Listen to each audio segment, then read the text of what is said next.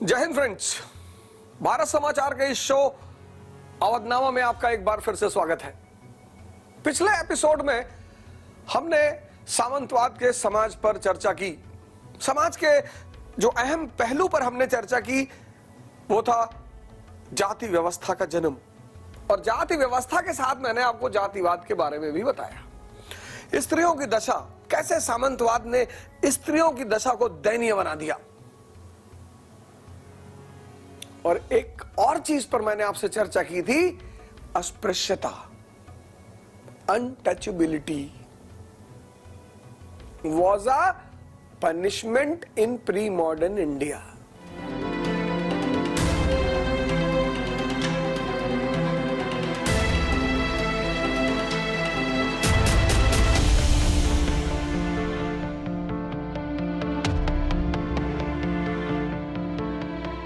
आधुनिक पूर्व भारत में अस्पृश्यता दंड की भूमिका अदा करती थी। आपने धार्मिक सिद्धांतों को नहीं माना, आपको दंड दिया जाएगा। आपने राजनीतिक सिद्धांतों को नहीं माना, दंड दिया जाएगा। सामाजिक सिद्धांतों को नहीं माना, दंड दिया जाएगा। इस काल की समाज में, सामंतवादी काल के समाज में एक और नवीन चीज देखने को मिलती है, और वो है दो नवीन जातियों का उदय। लेकिन इससे पहले कि मैं इस कहानी को शुरू करूं, मैं इस प्रोग्राम का जो मुख्य नारा है, पढ़ो क्योंकि सीखना है, सीखो क्योंकि समझना है, और समझो क्योंकि उन्नति करना है।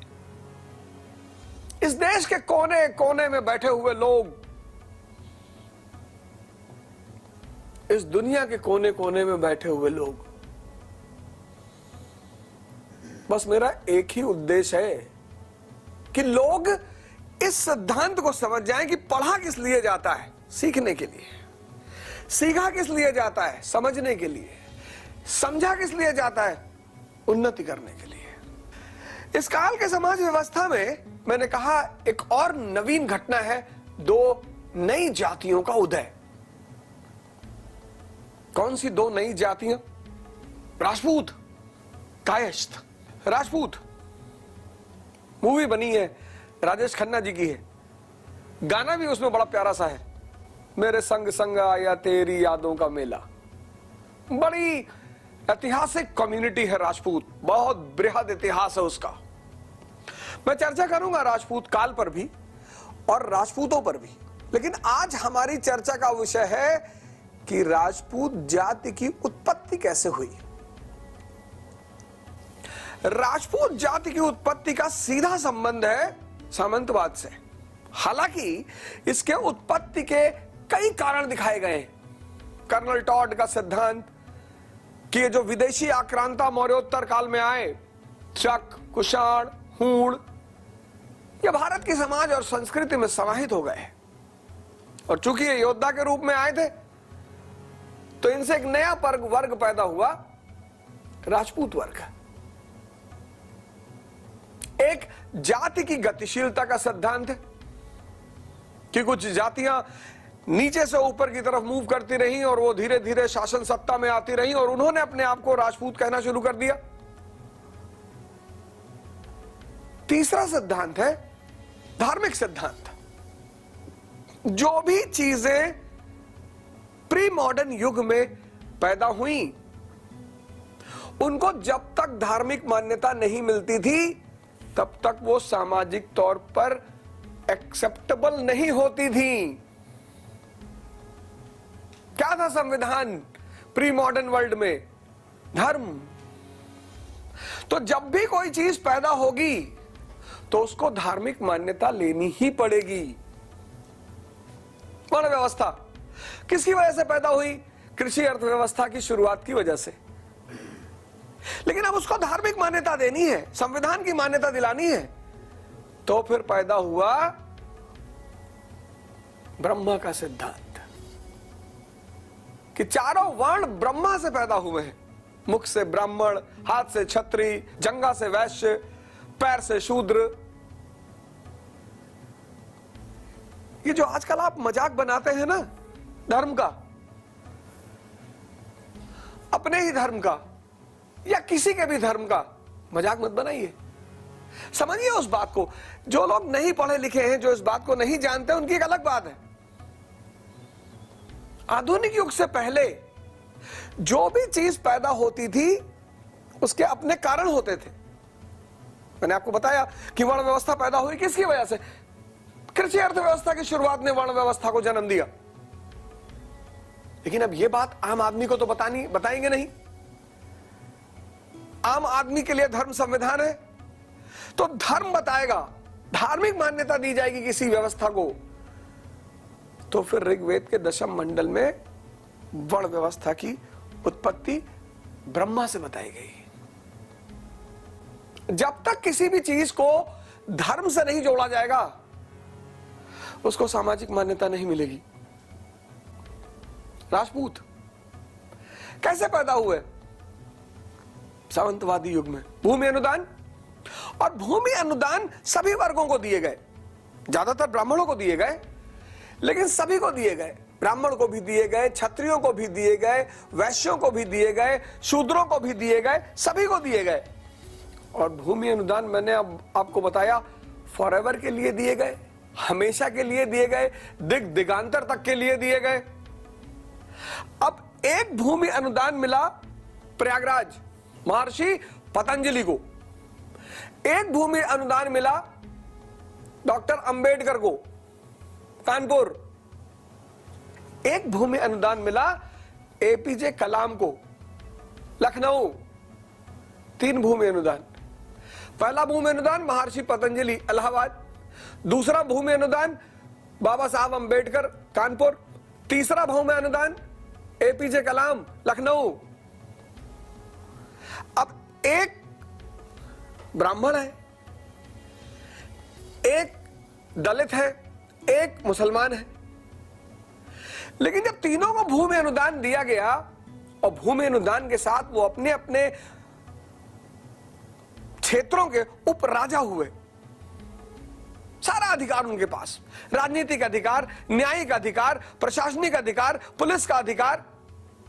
महर्षि पतंजलि प्रयागराज के राजा हैं, बाबा साहब अंबेडकर कानपुर के राजा हैं, एपीजे कलाम लखनऊ के राजा हैं। इसके बाद इनके बच्चे, इनके बेटे को वो अधिकार मिला। तो अब ये हैं तो तीनों अलग अलग, एक ब्राह्मण, एक दलित, एक मुसलमान, लेकिन इनके बच्चे वो राजा के पुत्र हैं। इनके बच्चे राजा के पुत्र हैं। सोचिएगा, कनेक्ट करिए, जोड़िए, घबराइए नहीं, डायग्राम बनाइए, तुरंत पेपर शीट उठाइए, लिखिए महर्षि पतंजलि को भूमि अनुदान प्रयागराज, बाबा साहब अंबेडकर भूमि अनुदान कानपुर, एपीजे कलाम भूमि अनुदान लखनऊ, और ये यहां के राजा और इनके बेटे राजपुत्र। और जैसा कि हमेशा से रहा है, आज भी है, आज भी है, मसूरी में आईएएस जो ट्रेनिंग सेंटर है वहां एक ही जाति है, आईएएस प्रॉपर और IAS allied. Hyderabad police training centre, वहां बस एक ही जाति है, आईपीएस। अब एक आईपीएस दूसरे आईपीएस से शादी करेगा तो शक्ति में वृद्धि होगी, स्वाभाविक तौर पर होगी। एक आईएएस दूसरे आईएएस से शादी करेगा, शक्ति में वृद्धि होगी, स्वाभाविक तौर पर होगी। अब एक आईएएस मंत्री से शादी कर ले तो और ज्यादा हो जाएगी, ऐसा नहीं है, लेकिन आईएएस क्लर्क से शादी नहीं कर सकता। जाति श्रेष्ठ होना जरूरी नहीं है, वर्ग, क्लास, ये श्रेष्ठ होना जरूरी है। अब समाज में एक नया वर्ग बन गया, राजकुल, राजपुत्र। तो ये तीनों, महर्षि पतंजलि, बाबा साहब, कलाम, ये तीनों ने आपस में सामाजिक संबंध करने शुरू कर दिए, विवाह, और यहीं से इस वर्ग का उदय हुआ राजपूत। जिसको भारत की बॉलीवुड के फिल्मों में कहा गया ठाकुर। ठाकुर। और आपने ठाकुर एक देखा होगा जरूर, शोले का ठाकुर। क्यों ठाकुर? इन्हें लाओ रामगढ़ की रक्षा करने, गब्बर से टक्कर लेने। शोले वाला ठाकुर। और ठाकुर की ठसक। एक सीन है शोले में, गब्बर से लड़ाई चल रही है और धर्मेंद्र जो है संजीव कुमार से कहता है कि बंदूक तुम्हारे सामने पड़ी, उठा दो। और ठाकुर नहीं उठा पाता। तो जब गब्बर और डाकू वापस चले आते हैं तो धर्मेंद्र कहता है संजीव कुमार से कि ठाकुर साहब, अब हम आपकी लड़ाई नहीं लड़ सकते। हम आए थे उस बहादुर सिपाही के लिए जिसे डाकू की टोली के साथ मालगाड़ी में अकेले लड़ते हुए देखा था, किसी बुजदिल ठाकुर के लिए नहीं। राजपूत। राजपूत जाति का जन्म किसकी वजह से? सामंतवाद की वजह से। इसके आधारभूत संरचना में क्या है? भूमि अनुदान। ये देखिए, भूमि अनुदान से जो ग्राहिता है, जिसको मिला है, वो क्या बन गया? उपराजा बन गया। और इन उपराजाओं ने, मैंने कहा ना, महर्षि पतंजलि, एपीजे कलाम, बी.आर. अंबेडकर, इन्होंने आपसी सामाजिक संबंध शुरू कर दिए, आपस में विवाह शुरू कर दिया। अपनी पुरातन जाति संरचना को भूलकर, धर्म संरचना को भूलकर, इन्होंने वर्ग सामाजिक संबंध पर बल दिया कि हम राजपूत, तुम राजपूत, हम आपस में सामाजिक संबंध बनाएंगे। और इसका परिणाम रहा राजपूत वर्ग का जन्म। अब राजपूत वर्ग पैदा तो हुआ सामंतवाद की वजह से, भूमि अनुदान की वजह से, लेकिन संविधान की मान्यता तो मिलनी चाहिए। और संविधान कौन? धर्म। तो हर्षचरित्र में इसका उल्लेख है कि महर्षि वशिष्ठ माउंट आबू पर तपस्या कर रहे थे।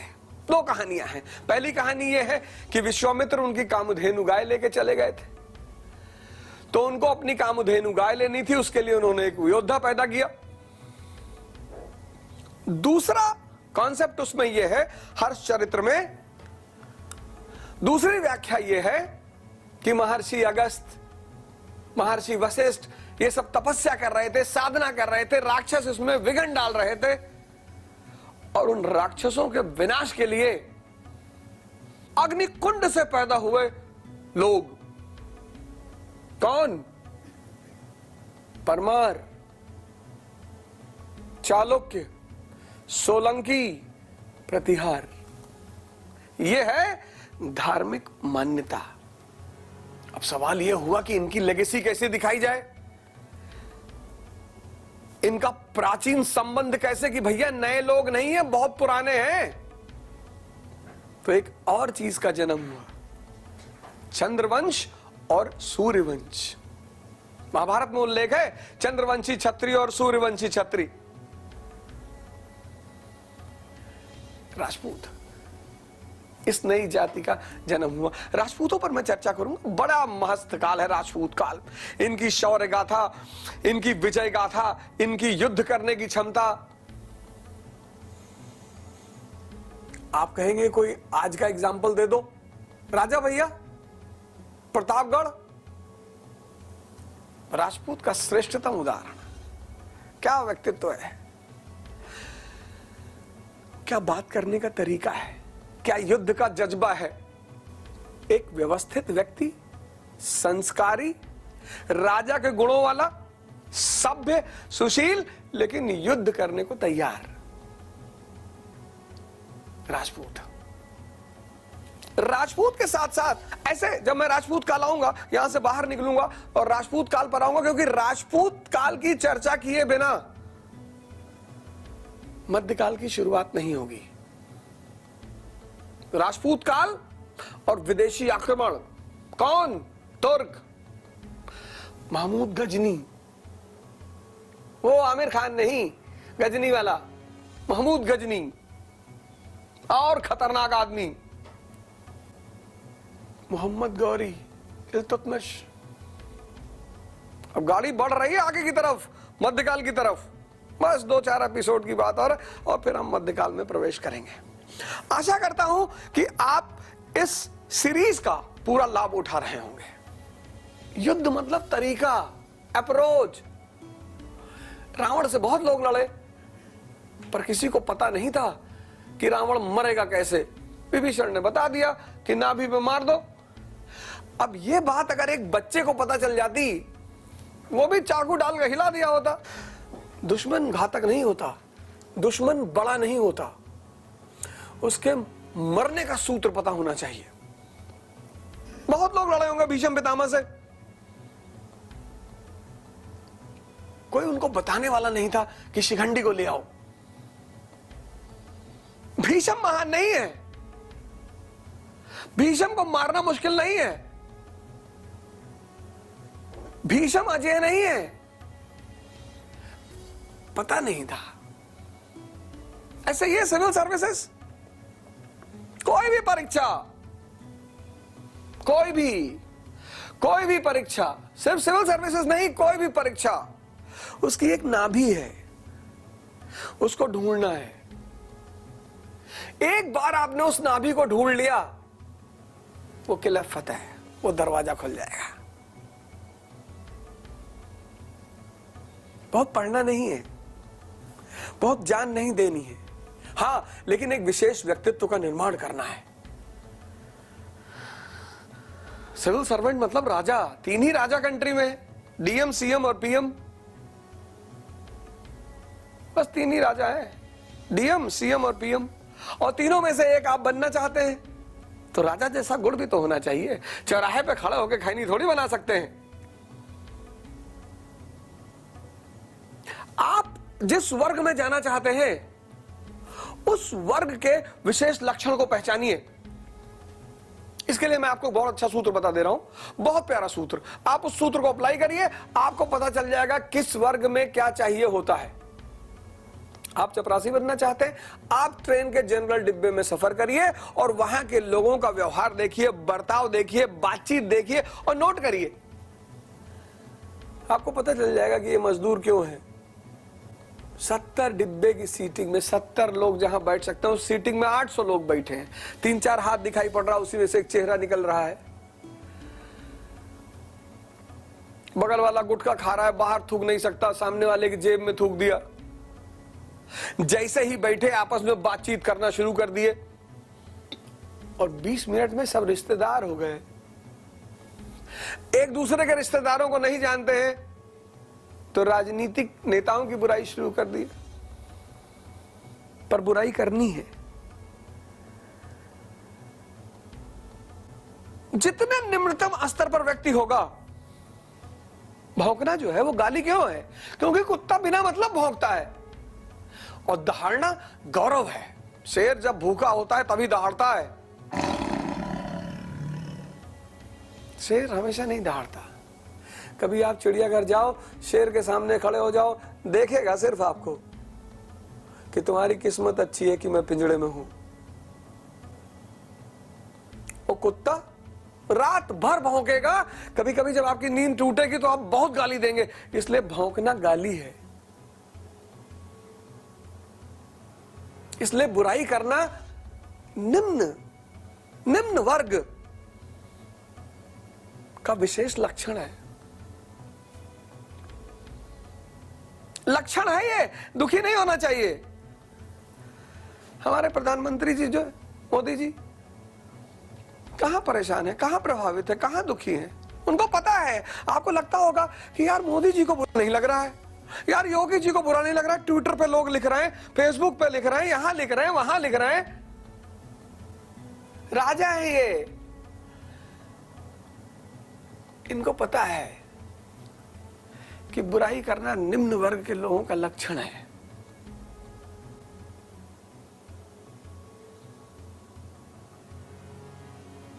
रिश्तेदारी बनाना निम्न वर्ग के लोगों का लक्षण है।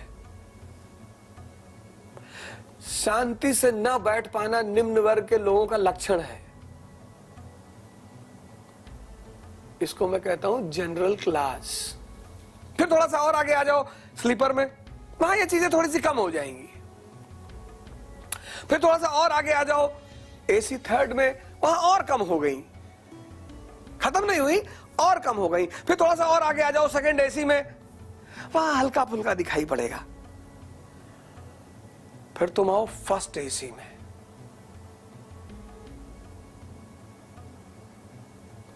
सेपरेट सेपरेट कूपा, कोई सामने पड़ गया गलती से देखेगा ही नहीं तुम्हारी तरफ। सुबह उसका बड़ा मन किया तो तुमको देखकर मुस्कुरा दिया, खत्म।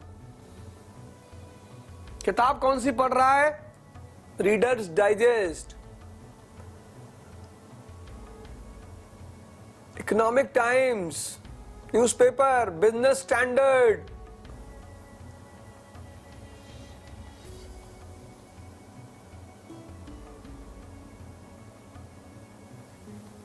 यही है क्लास। तो तुम एक बार एक काम करो, ट्रायल के तौर पे, मैंने कहा ना Gandhi ji my experiment with truth, किस चीज को सीखने के लिए। अरे भैया 5,000 की एक टिकट एसी फर्स्ट क्लास की ले लोगे लखनऊ से दिल्ली, कहीं की भी, तो कम से कम उस वर्ग की विशेषताएं तो जान जाओगे और डायरी में लिख लो और उसको आत्मसात करने की कोशिश करो। इसलिए जिस वर्ग में, इसलिए जब देखो तुम्हारे माँ बाप जब तुम्हें देखते हैं, तुम्हारे दोस्तों को देखते हैं, और अब उनके पास अनुभव है,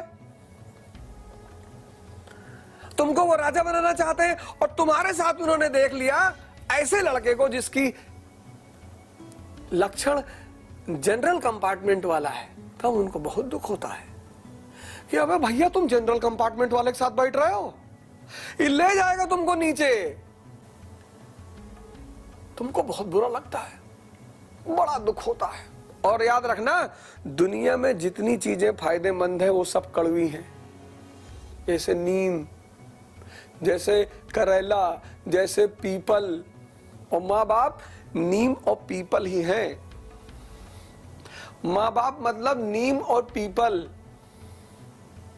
खाने में तो कड़वे हैं लेकिन औषधीय गुण से भरपूर। आप किसी की इज्जत करें ना करें, आप किसी को माने ना माने, आप किसी को सम्मान दे ना दे, लेकिन अगर आप अपने माँ बाप का सम्मान नहीं करते हैं तो आप राक्षस हैं। आपका बहिष्कार होना चाहिए। कोई आदमी आपको 10 दिन नहीं खिलाएगा, 10 दिन, और 10 दिन खिलाएगा तो 50 दिन का काम भी लेगा। कभी ट्राई करके देख लेना। लक्षण पैदा करो, गुण पैदा करो, चरित्र का विकास करो, तब राजा बनने का सपना देखो। सपना यानी संघर्ष। जो आंख बंद करके सपना देखाता है उसमें मजा ही मजा है। आंख बंद कर लिए, लेटे हैं, सोच रहे आईएएस बन गए, मंत्री जी की बिटिया शादी हो गई, BMW 7 सीरीज मिल गई, पापा लैंड क्रूजर चला रहे हैं, स्विमिंग पूल है, यह बंद आंख का सपना है। मजा बहुत आता है, संघर्ष है ही नहीं, लेकिन उपलब्धि भी नहीं है। एक खुले आंख का सपना है, उसमें संघर्ष बहुत है, पीड़ा बहुत है, लेकिन मजा बहुत है और उपलब्धि भी बहुत है।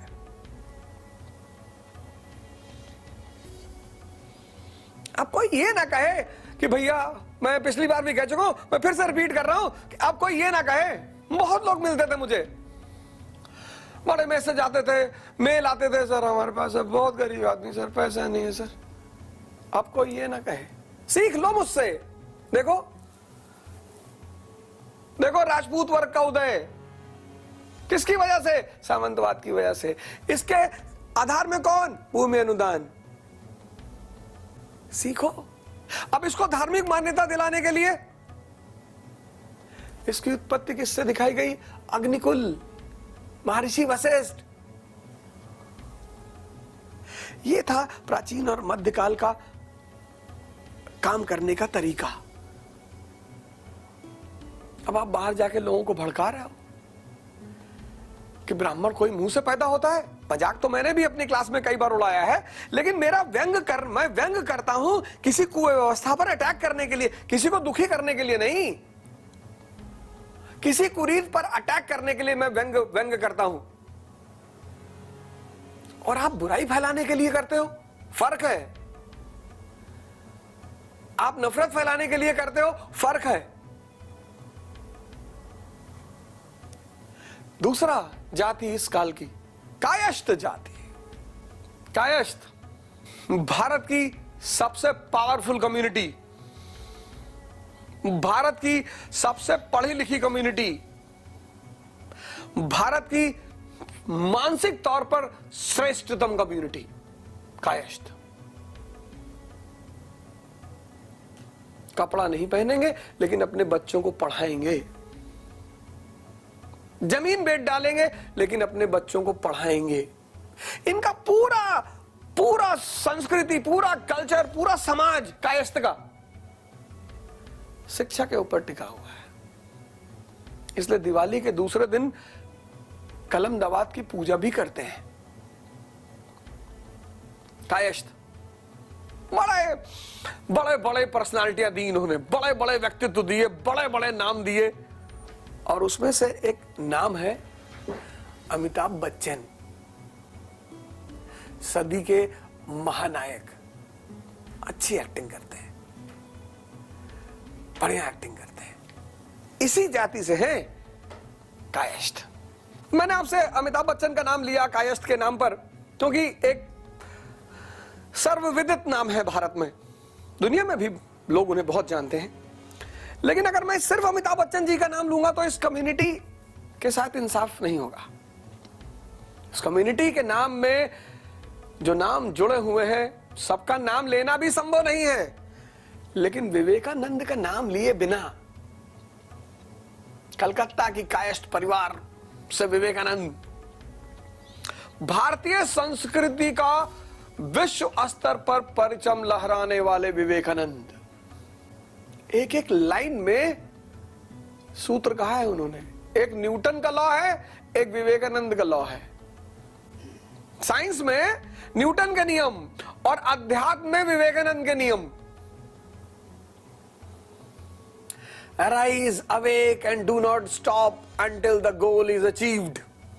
उठो, उठो मतलब ये नहीं बिस्तर से उठो, जागो और तब तक मत रुको जब तक तुम्हारा गोल न मिल जाए।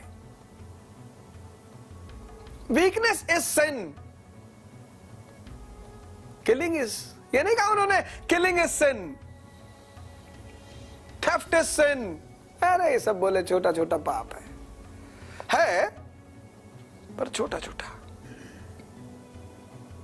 वीकनेस दुनिया का सबसे बड़ा पाप है, वीकनेस।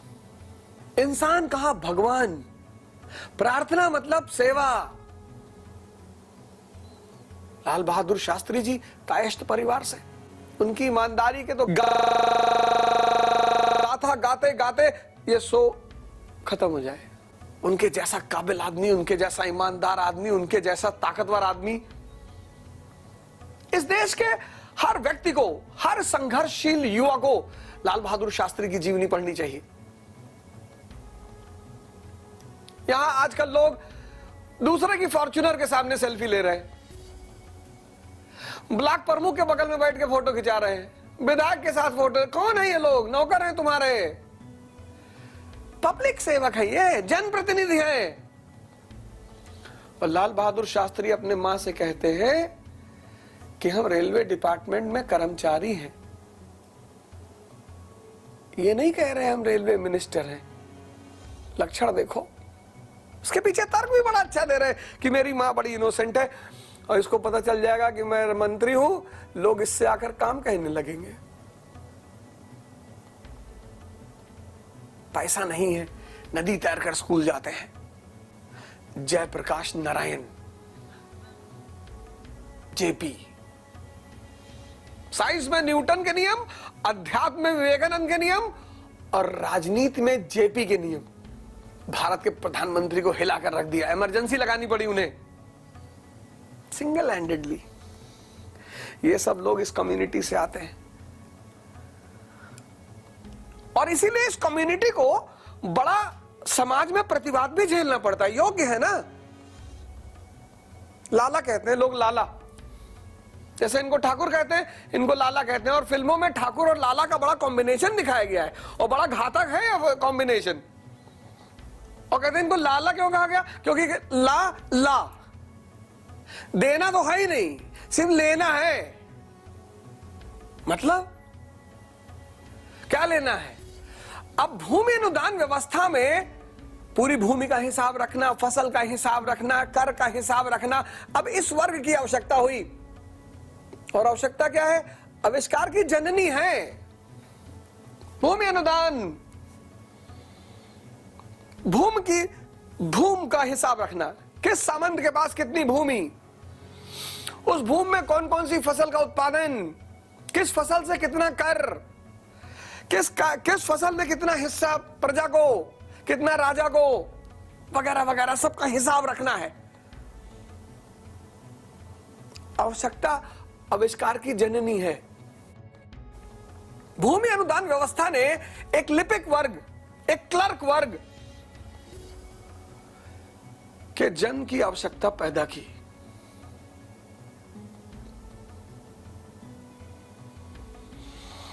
तो कई वर्ण के लोग, कई जाति के लोगों ने यह काम करना शुरू किया, लेखन का काम, हिसाब का काम।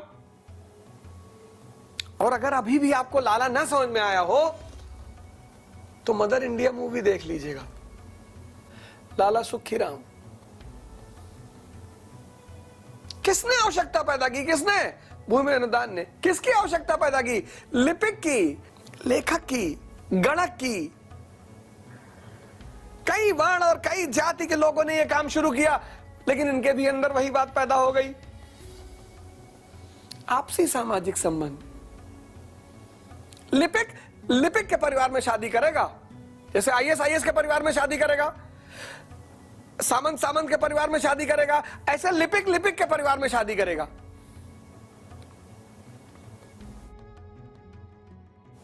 पहली बार कायस्थ का उल्लेख किया है याज्ञवल्क्य स्मृति ने, पहली बार। और कायस्थ जाति के रूप में इसका उल्लेख हुआ है ओशान स्मृति में। बताएंगे स्मृतियां क्या है? बड़ा बाहर आप सुनते होंगे मनुवादी मनुवादी मनुवादी। कोई मनुवादी अनुवादी नहीं है। राजनीतिक करियर शुरुआत करने का सबसे बढ़िया तरीका है कमजोर वर्ग की भावना को भड़काओ, और जब जब सुपरस्टार बन जाओ तो मजबूत वर्ग के साथ जाकर बैठ जाओ। हिटलर ने कैरियर कहां से शुरू किया? समाजवाद से। काम किसका किया? पूंजीवादियों का। ये नियम है, चर्चा करेंगे उस पर, कोई दिक्कत की बात नहीं है। लिपिक वर्ग ने अपने ही वर्ग में सामाजिक संबंध शुरू किया और इसका परिणाम रहा कायस्थ का एक जाति के रूप में उदय। तो सामंतवादी सामाजिक संरचना के 4 विशेष तत्व। पहला, स्त्रियों की दयनीय दशा, चर्चा हो चुकी है। दूसरा, जाति व्यवस्था, जिसका मजा लिया अंग्रेजों ने बाद में और आज कुछ महान लोग ले रहे हैं। तीसरा, अस्पृश्यता, दंड थी। ये मत कहिए इसको ब्राह्मणों ने बनाया, इसको ब्राह्मणों ने बनाया, व्यवस्था। और चौथा, 2 नवीन जातियों का उदय, राजपूत और कायस्थ। इसीलिए तो जब ये लेक्चर शुरू हुआ, मैं आपसे हमेशा कहता हूं ना, मैंने आपको पिछले लेक्चरों में कहा ना कि आप 2 ग्राफ बनाइए। एक ग्राफ नगरीकरण का ग्राफ, अर्बनाइजेशन का, एक ग्राफ सामंतवाद का ग्राफ। जहां आपने नगरीकरण लिखा है, अर्बनाइजेशन लिखा है, ऊपर लिखिए यूनाइटेड स्टेट्स ऑफ अमेरिका, और जहां आपने सामंतवाद लिखा है वहां लिखिए अफगानिस्तान। सोचिए सिर्फ दोनों जगह की राजनीति, अर्थव्यवस्था, समाज, धर्म, संस्कृति, पूरा पिक्चर क्लियर हो जाएगा आपका। समाज किससे बंधा है? अर्थव्यवस्था से। राजनीति किससे बंधी है? अर्थव्यवस्था से। व्यवस्था, कोई व्यक्ति किसी चीज के लिए दोषी नहीं होता। अगर अफगानिस्तान में आज मौलाना दोषी नहीं है तो सामंतवाद में ब्राह्मण भी दोषी नहीं था। आऊंगा मध्यकाल में, रामानंद की कहानी सुनाऊंगा। सारे शिष्य निम्न जाति के, रामानंद ब्राह्मण।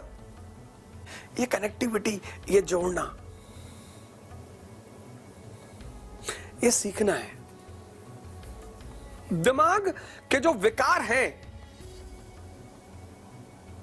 दिमाग का मिसयूज ही कष्ट का कारण है। कष्ट किसी ने पैदा थोड़ी किया। जो तुमसे लोग कहते हैं भगवान जब किसी से नाराज होता है तो कष्ट देता है। भगवान क्लास टीचर है कि होमवर्क नहीं करोगे तो मारेगा ना। मन के मिसयूज से कष्ट पैदा होता है। यह भी न्यूटन का नियम है। अब 6 घंटा बैठ के यूट्यूब पर रील देखोगे, फिर कहोगे भगवान ने हमारे जीवन में कष्ट लिखा है। मन का मिसयूज कर रहे हो कि नहीं? कटरा चौराहे पे इलाहाबाद में खड़े हो, 6 घंटा चाय पी रहे हो,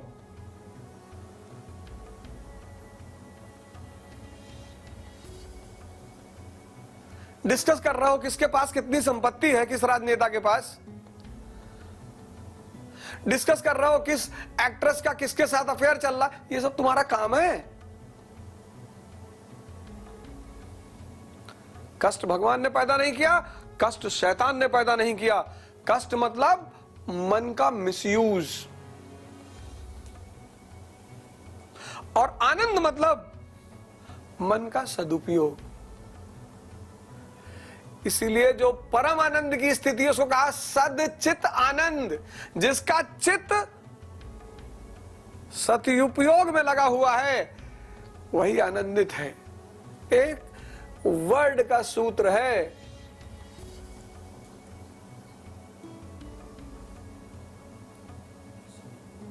बाबूजी,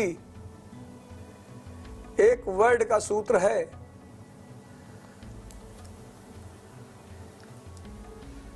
एक वर्ड का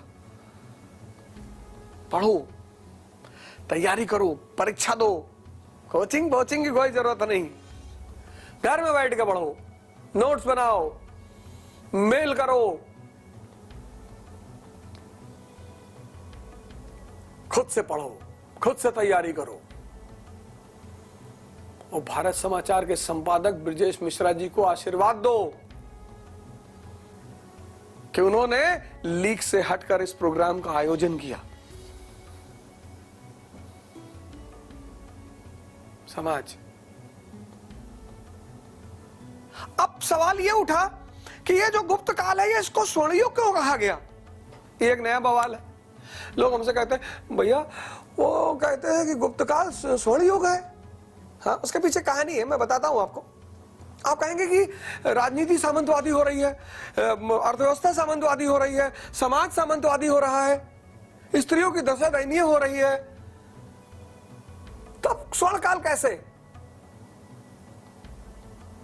जब अंग्रेज शासन की शुरुआत हुई भारत में, तो जो सबसे पहले ग्रंथ ट्रांसलेट हुए वो गुप्त काल के ग्रंथ हैं।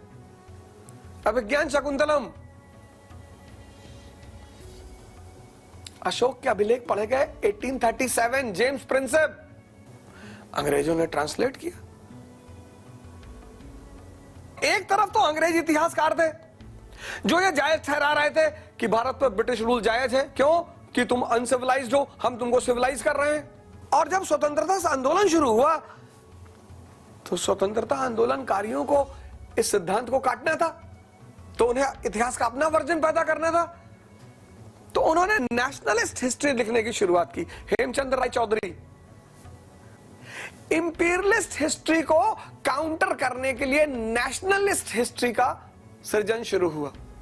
और इस नेशनलिस्ट हिस्ट्री ने, राष्ट्रवादी इतिहास की धारा ने, साम्राज्यवादी इतिहास के धारा को काउंटर करने के लिए गुप्त काल को स्वर्ण काल कहा। फिर से बता दे,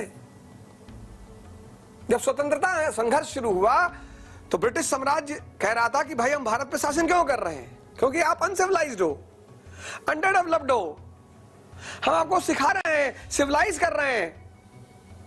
भारतीयों ने कहा हमको, तो साम्राज्यवादी इतिहास की धारा पैदा हुई जो भारत में ब्रिटिश शासन को जायज ठहरा रही थी, सही ठहरा रही थी। Imperialist history. उस इंपीरियलिस्ट हिस्ट्री को काउंटर करने के लिए एक दूसरी स्ट्रीम पैदा हुई, नेशनलिस्ट हिस्ट्री।